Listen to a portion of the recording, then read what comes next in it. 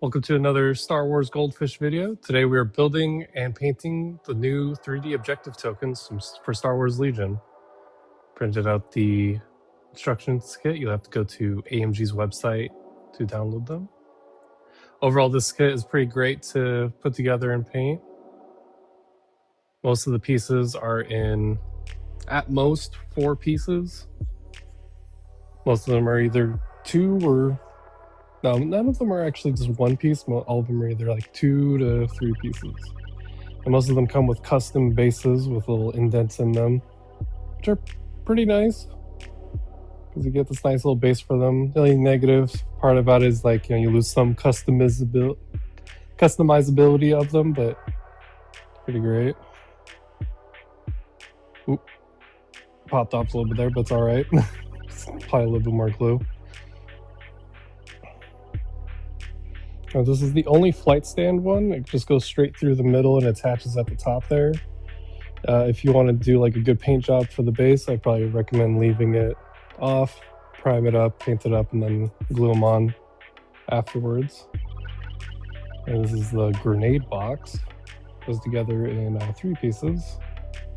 2 for the main body, and then there's the lid, which you could leave the lid off and it might make painting the grenades a little bit easier, as you'll see later on, but you could just glue them on and you can still paint them up just fine. Custom little base for it, comes with 2 little grenades in front of the box. Then this is the Camtono from The Mandalorian. Tiny little piece. Now, for all this, I'm using cyanoacrylate super glue, but you're more than welcome to use plastic glue on it. It works just as good. This is what I have. This is what I use for everything. I also use it for gluing magnets to my minis. So instead of having like 2 bottles of glue, I just buy 1 bottle of glue. And then we have like these little pieces of little crates.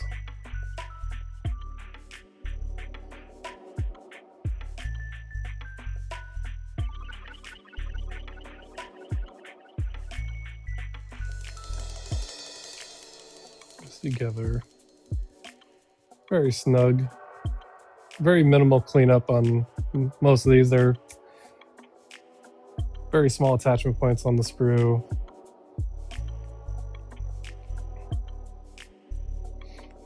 And the only thing that's pictured on the box art that's not included is like there are these little tufts of grass and stuff like that they've done for the basing. Those are not included. You'd have to find those on your own. This is like a little control box thing.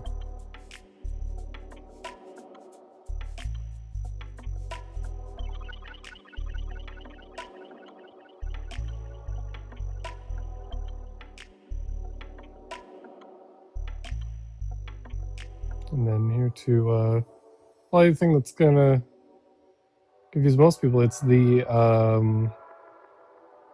it's the space fuel from a Solo story, Solo Star Wars story. Crap, can't remember it. Now this one is like one of the pylons. These go together in about 4 pieces.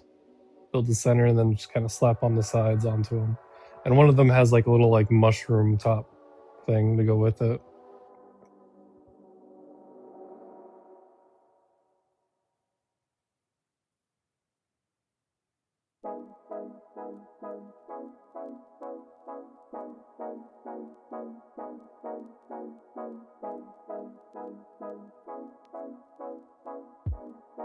Alternatively, I'm gluing the edges here, but you could glue the kind of pillars that go through the center of it, and then that could be your holding point.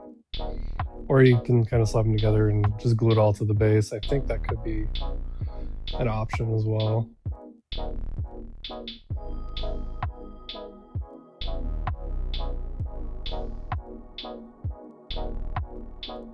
No, I don't think. Yeah, now I'm looking at. No, you wouldn't be.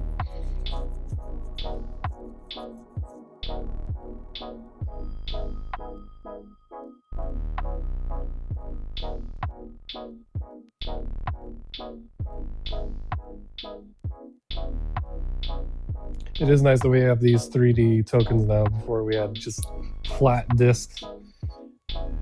No, it's like we're actually fighting over something now.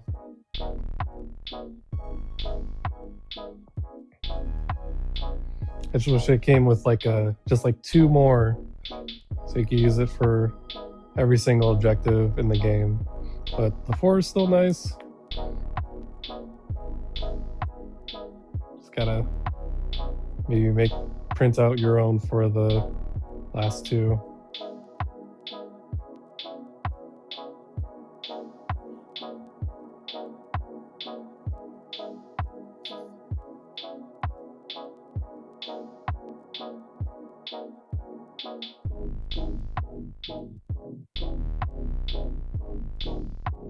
We have the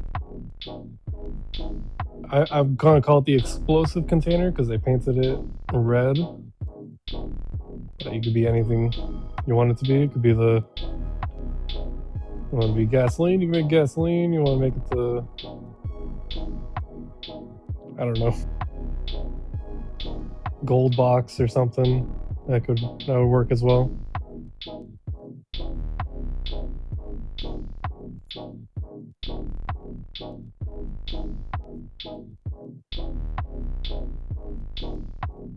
And it comes with like this little handle thing at the top. It just has like a little divot for it to fit into.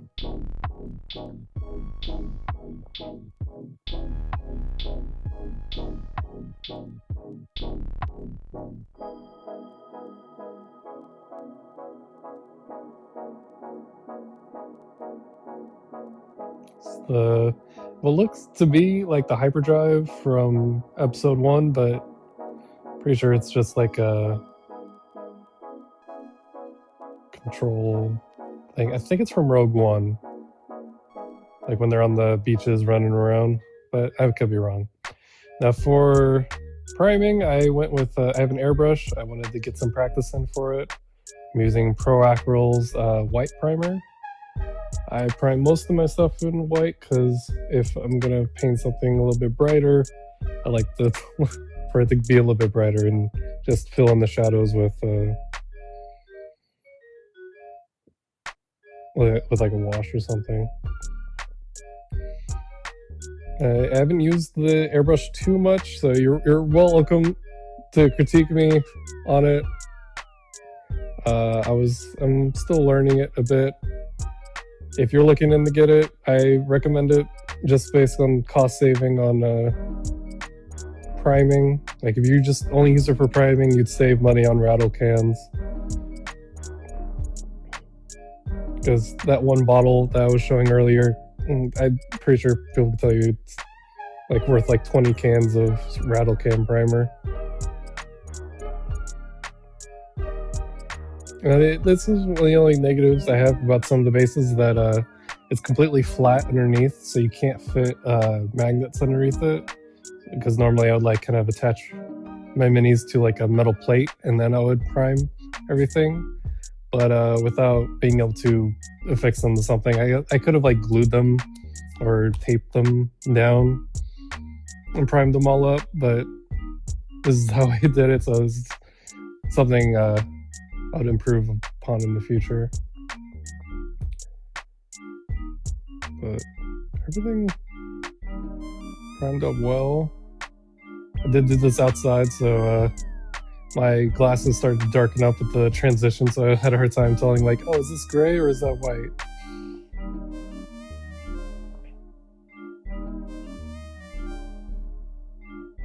Every time I'm using the airbrush, I keep on thinking I have to use it kind of like a rattle can, like I have to keep moving, but it's kind of the opposite. You want to kind of like stay in one spot and then like move very slowly across the miniature, get a consistent coat. I think the only one I kind of didn't get a consistent coat on was like the hyperdrive looking thing. Everything else, I didn't. It seemed like everything else had a very thin film of paint for the prime. except on the bases where my gloves obviously touch the paint, and the bases probably could have been a little bit better primed, but like once I got the paint on them, like I noticed no difference. Yeah, this is where like I noticed like, oh yeah, I needed to like, I probably could have slowed down a little bit, but still came out okay.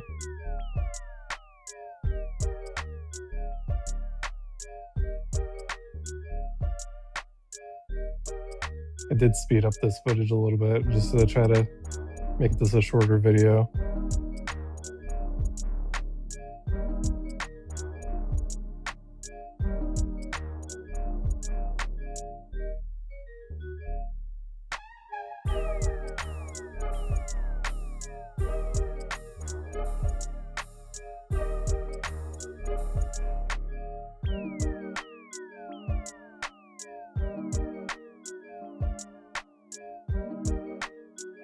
I'm using an Iwata airbrush here. I believe it's the, it's not the budget one, I think it's kind of like the mid-range. It was about like $100 for it.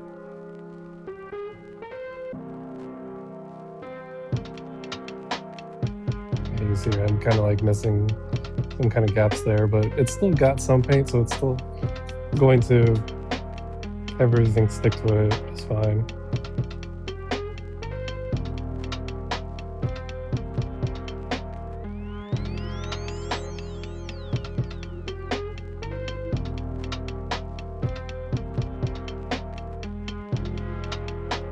Now we're on the paint.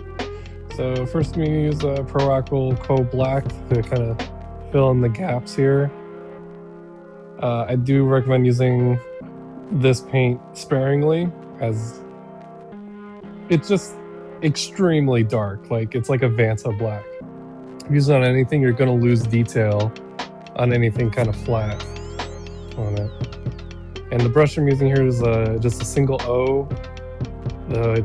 Maybe like a triple O might kind of fit in there a little bit better. Painting in the recesses first, and then I can paint over any mistakes later. Though it's painting white on black, I'll admit, it's not the easiest thing to fix, but thankfully I didn't make too big of mistakes. It's that it was easier to cut her up.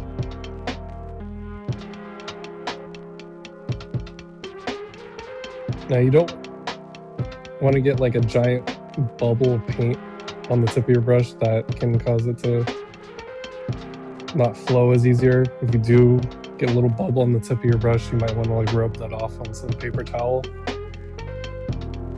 before painting it.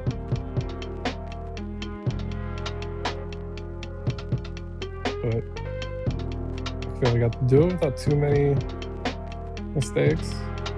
And then I'm using the box cover art for most of the inspiration on my painting on most of these.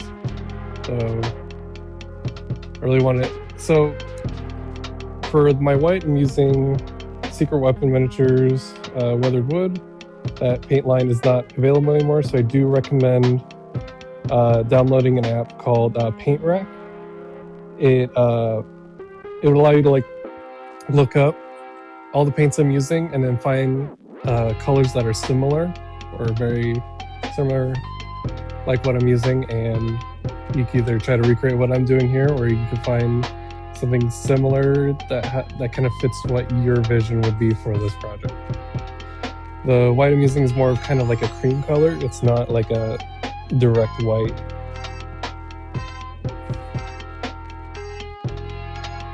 And the reason why I'm using some of you worry about Secret Weapon paint is that it's no longer available.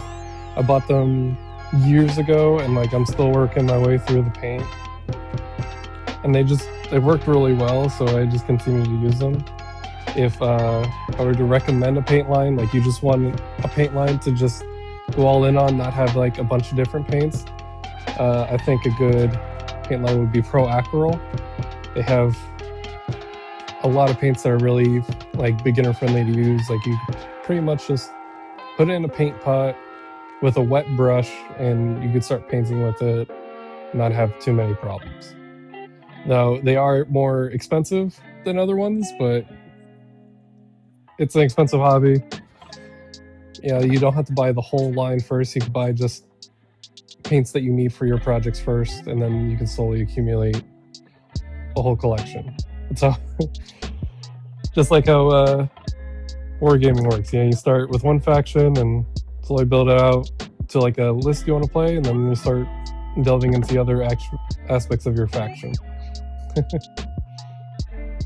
Now, I wanted to make in the box art, a lot of stuff is like this dark gray, and so I went into my collection. I have someone gifted me the Star Wars Legion paint set. I was like, oh, let's try the grays from there, and I went with the Death Star gray, which I think is the darkest gray in the box. I might be wrong. I think for the most part I liked it for this project, though my vision was that I wanted it to be a darker gray for the rest of it, so I ended up switching to a different one. I'll get to that one when I get to it. Here I'm painting the body with the Death Star gray. I think it looks good, especially in the video here. It just wasn't what the vision I had in my head for the gray.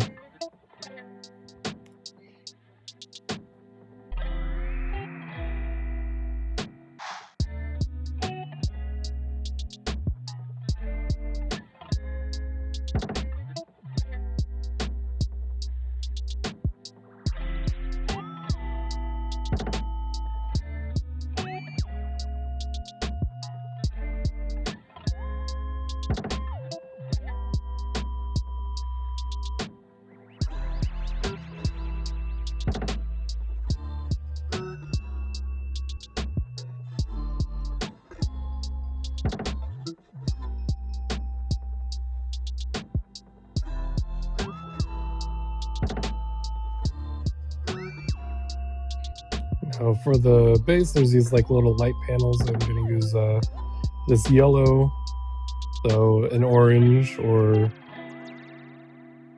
like that would work just as well in my opinion, or a mix of both.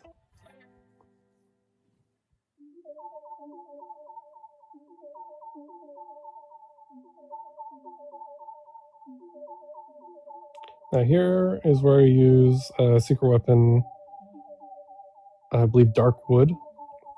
I'll show it here in a second.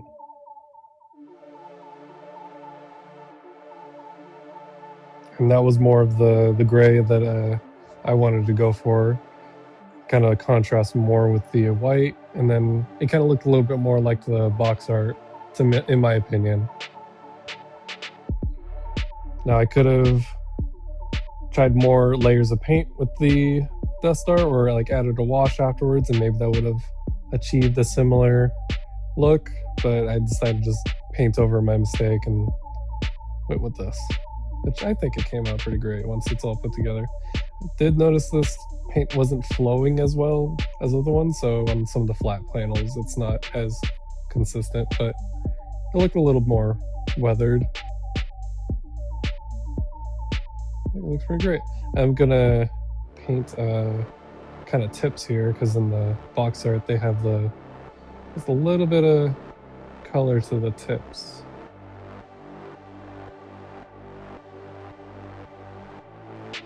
And for this one I'm using 2 thin coats, I believe Demon Red, which I only have a couple paints from them and they seem to work out really well as well. Yeah, Demon Red, yeah. Recommend that line as well. I've only tried 2 or 3 other paints and they seem pretty good. Now, I wanted to make this a dark green ammo box kind of thing, so I used the Verdigris green.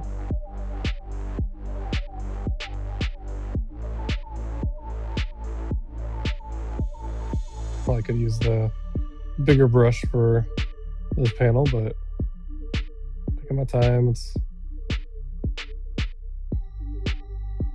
pretty much just like a wet brush and maybe a little bit of water in the palette that was holding my paint.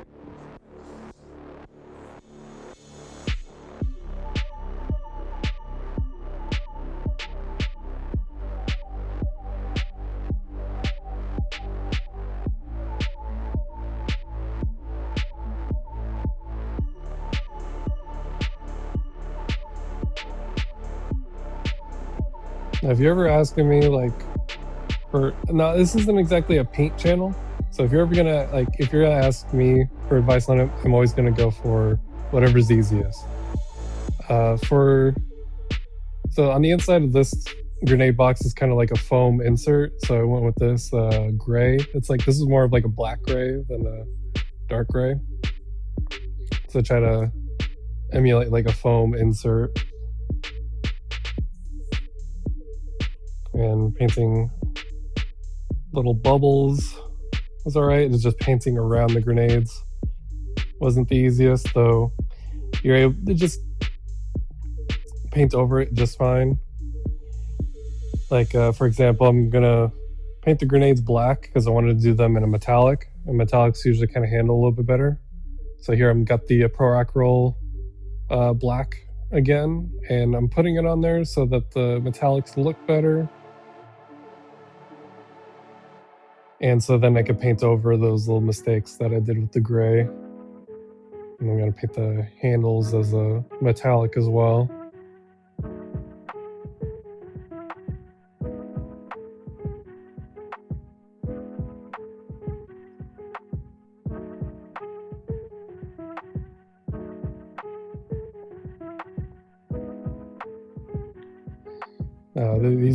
These little grenades, hardest thing to they're probably one of the more annoying things to paint in this set, but thankfully once you get like kind of the paints start getting on there, it makes it easier. And if anybody wants to react to this video or critique me on it, I'm open to critique. I know I'm not the best person out there. I would welcome if someone has something better. Now here I used Turbo Dork Silver Fox, so there's just more of a dirty metallic. Alternatively, you could take inspiration from like Return of the Jedi. The thermal detonator in there is like super shiny, so you could take it that way as well.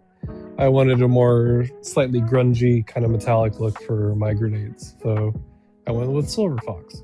Alternatively, you could use Tin Star from Turbo Dork, and that's more of like the shiny end of the metallic that you could use for these.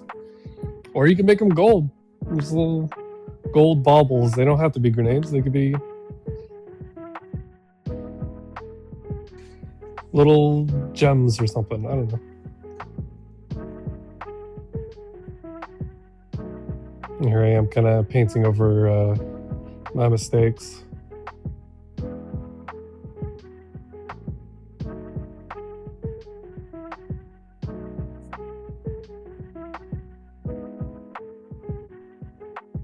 Oh, you can always paint over your mistakes. Don't worry about it. Or you can reset the whole thing. Just get some rubbing alcohol and the whole thing can just strip off and you can start from scratch. See?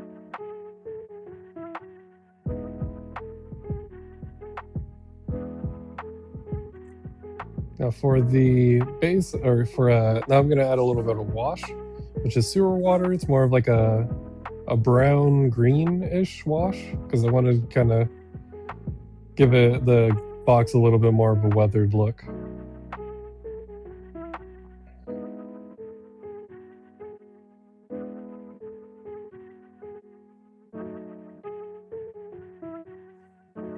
And then here we're putting on the paint for the base, which I went with a cake dirt, which is more of like a light brown. But you could do like a yellow brown or something, so it could be like sand, I guess. These bases come with like little pebbles and everything on it, so it has some basing on it, so you don't have to like add too much to it. You can add like a little tuft of grass like they did in their example works. There, I was a little scared to get between the box and the grenade, so I come back to that later with a smaller brush.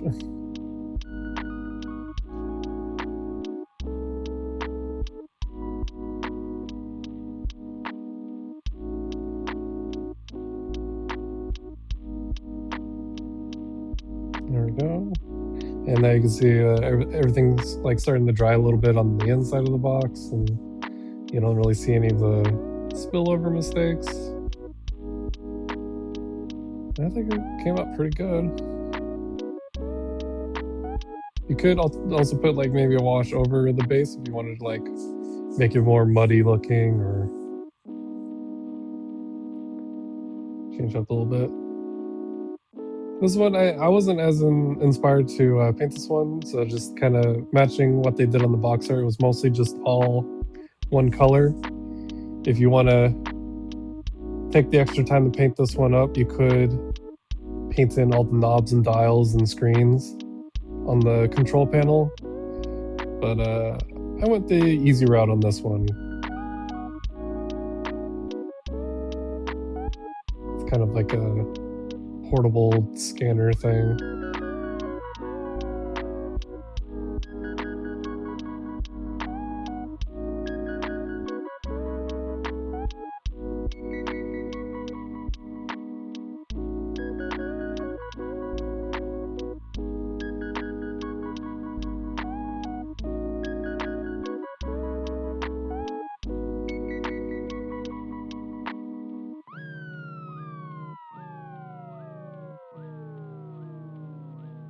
I probably thinned down the paints maybe a little bit, but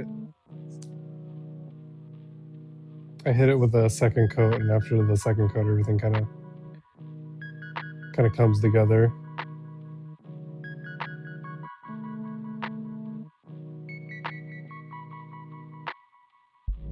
I don't know if it's like an old paint or just like the way the texture of it is. It does have like a kind of like a muddy consistency to it.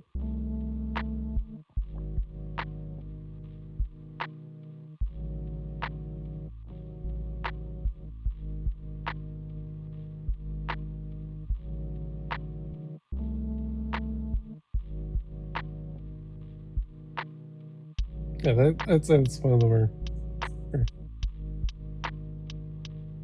interesting things you have to going across different paint lines is understanding like the consistency and like the intention on some producers' paints.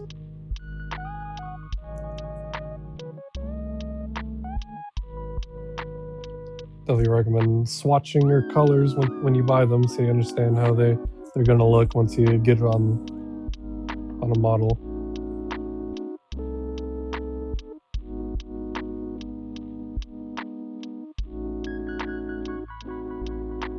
And a little metallic handle holds. And we're back at the Camtono Mandalorian. Painting up the base here with the Cake Dirt again. This one's got like more rocks on it than other ones. Now in the show and reference things you can find online, it is a very pretty bright white. So I remembered I have a Pro Eccles Bold Titanium White,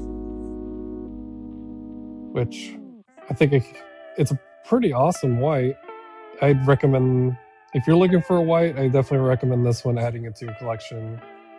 Though, it's definitely a thing of like use it sparingly in certain cases, as you'll see in this later on. It just like, once everything's painted white, you lose all the detail on it until I add the wash to it later on. Because it just all just looks flat for the most part. Like right there in the little T section.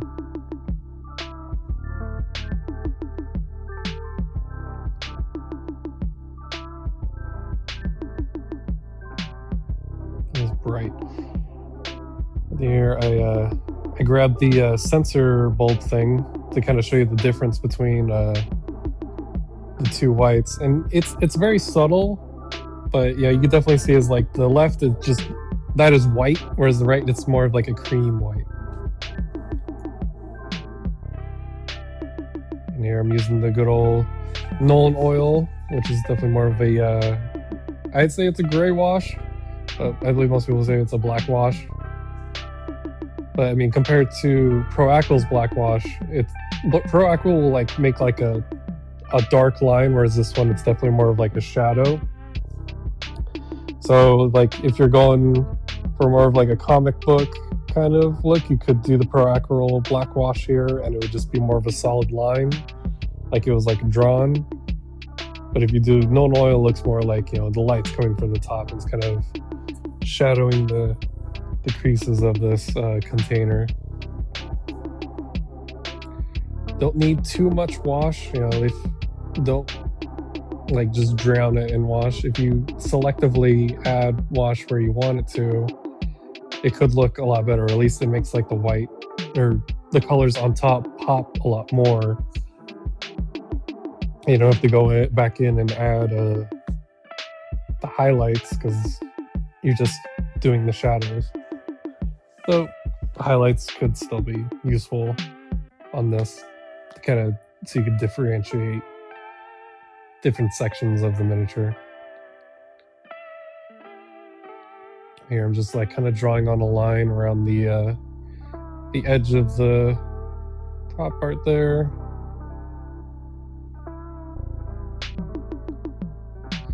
Or you could, if you want it to look more dirty, like if, you know, people have been picking up, dropping it, all that stuff, you can just dunk it in wash if you want, and that could look good as well. But I wanted to be a little bit more selective. I wanted to be more taken care of. It's carrying Beskar. Got to take care of it.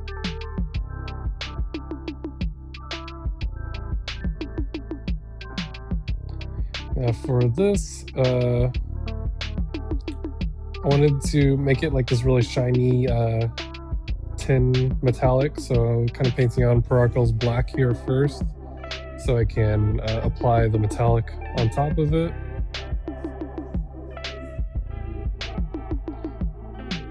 This one, I was like, I really wanted to try something different with this one, as it's carrying the highly exclusive fuel source. So I did the shiny metallic case, and then I'll show you in a moment, but I wanted this really bright, like radioactive yellow. So I remembered I bought these fluorescent colors from AK. It's not exactly a radioactive yellow, it's definitely more of like a crossing guard yellow. But it really pops, like from like looking from it from like the table, standing up, like it's like, oh yeah, there's something right there. Like it really stands out, and I just decided to keep it because it's just how much it stands out.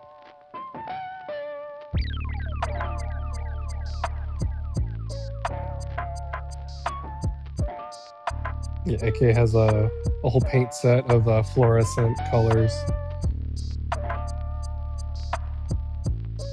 They all just seem like a lot of fun to use, but it is really for kind of maybe specific projects, like we were doing like Cyberpunk or something. Now for if you go online and look up the prop this is based off of, it's got like these like silver tablets that are kind of like glowing white light, sort of. Not really. I decided to go off of the example art on the box. That they went with like a blue, kind of light blue, so I went with the sky blue color from Secret Weapon. I think it looks pretty cool. Going in with the cake dirt again. Each base is unique, like they didn't just copy paste the bases. Each one has like different pebbles and stuff on there. And here I'm using Tin Star, which is the shiny metallic from Turbo Dork. Now with all the Turbo Dorks, I am using their thinner with their paints before I'm brushing it on there. I feel it kind of makes the paint work a lot better if you thin it with their proprietary thinner. I haven't used it with anything else, so I don't know if another one will work just the same, but I'd recommend that if you're going to brush with it. Otherwise, if you're going to use Turbo Dork, get an airbrush with it and it seems to work okay. Now for I wanted to dirty up the case a little bit, so I took really thin down caked dirt and kind of brushed it on there to kind of act sort of like a wash. I really wanted the yellow to still be like pop, so I didn't paint anything extra on top of the yellow. But it's like added a bunch of water, make sure the brush was really wet, so the paint acted more like a wash on top of this metallic. You know, adds the detail back in.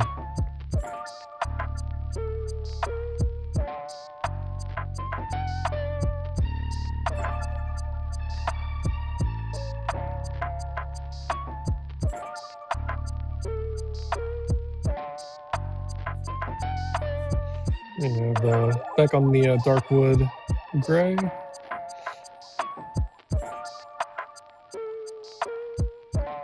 Like, alternatively, you could also make these with like a metallic.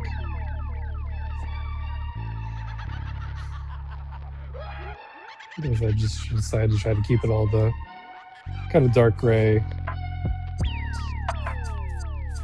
pseudo metallic.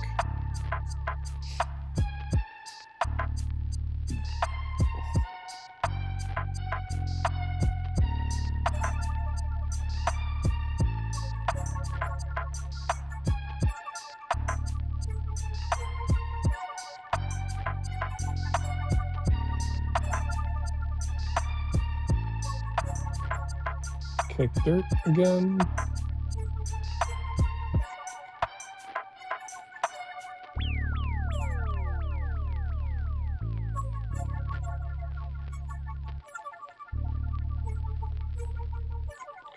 This is what I'm using Pro Acryl's red on this one. Because I just wanted super bright red. It flows super nice.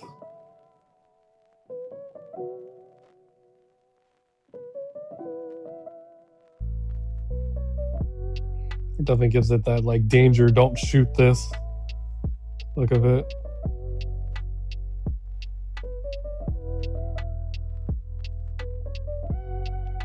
These ridges on the bottom here are...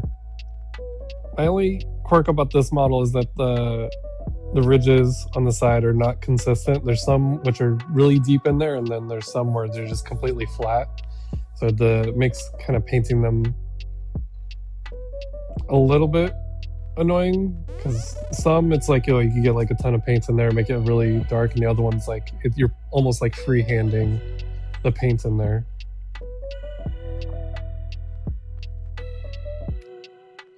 On this one, I did just paint over the really flat ones because I just thought it'd make it easier, and yeah, it did.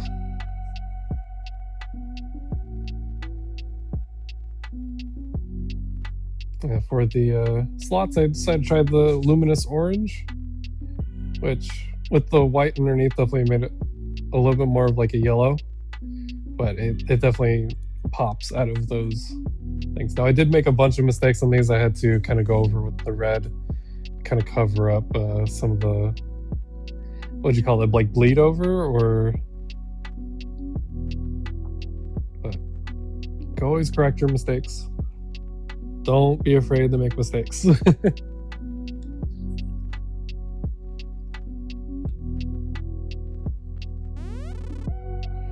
For this one, I'm using copper metallic, copper fixtures from Secret Weapon.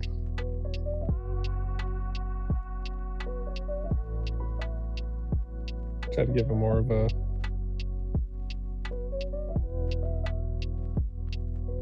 I don't know, like a tool kind of look to it. And then, yeah, same base color, so everything kind of matches. If you wanted to, you could make each base a different color. I think you really tell the difference between them. Or if you have like a unique board for these, you could do it. Now for these last three miniatures, they're all they all kind of share the same colors pretty much, so kind of tried to do them all at the same time, so I'll kind of be swapping between some different miniatures. These big bases didn't fit my paint handle, so I'd kind of just hold them as is. If you have one of the extra large ones, it probably would fit it just fine.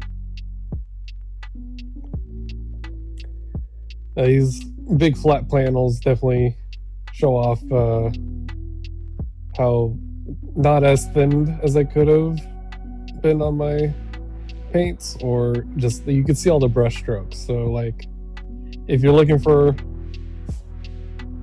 like a weathered thing, it's fine, but if you're looking for something where it's like a consistent layer of paint, you could possibly do a airbrush on this and probably get a more consistent look on it. You could probably do all of these things with an airbrush and probably be a lot easier. I was just not as comfortable doing the small details on it. And plus, using brush is just what I'm used to for most of my stuff, so I just wanted to do it for this project. I did have to do about 2 layers of paint in here, trying to get everything like a consistent layer.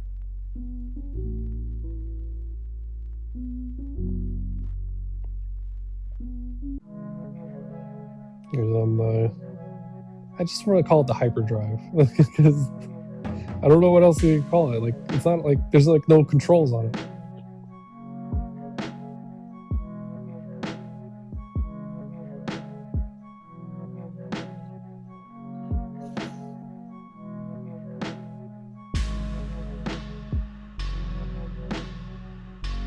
Yeah, for these, definitely try to keep your paints as thin as you can. Be open to having to do multiple layers. If it looks like it's bunching up, know that you might not be as thin as it could be. Make sure your brush is wet. Add water to your palette.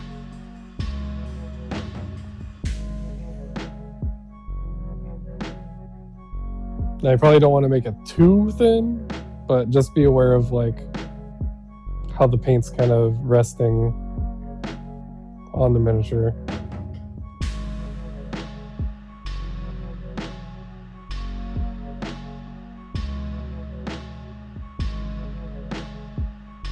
So you can also put a wash over the top of everything. That can also act as like a third or fourth layer, like a wash. A wash is just like a really thin down paint. So you'd use that as like a layer to try to smooth over some of the bumps of the brush strokes. I painted these kind of pylons on the side of it, so I can do those in like a dark metallic kind of, because if you look in their box art, they do have sort of like a black metallic to it, so I added this to it.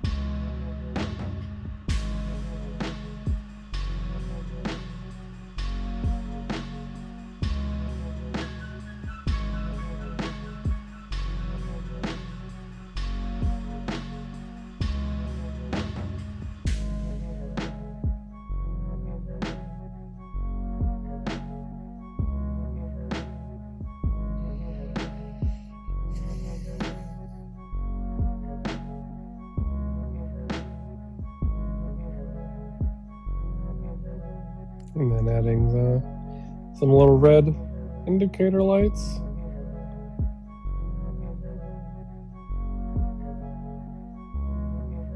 I believe this one was the And then we have like this light metallic, just adding directly to the white because I think it worked out all right. Didn't need the black underneath.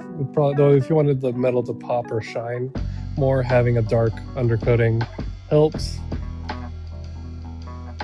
On this one, I would think just the regular metallic over the top seemed to work just fine.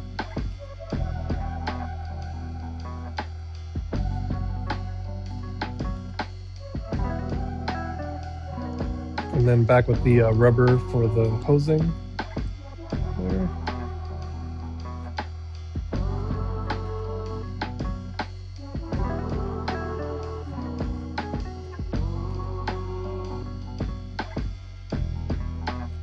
And then doing soft body black, which is pretty much just a black wash. So it definitely acts more of like a oil, I guess. But just trying to fill in some of my brush strokes.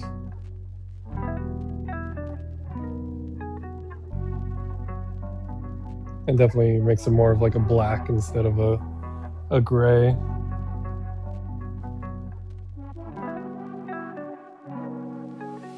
I might have put a little bit too much on the top, but I was trying to kind of spread it out.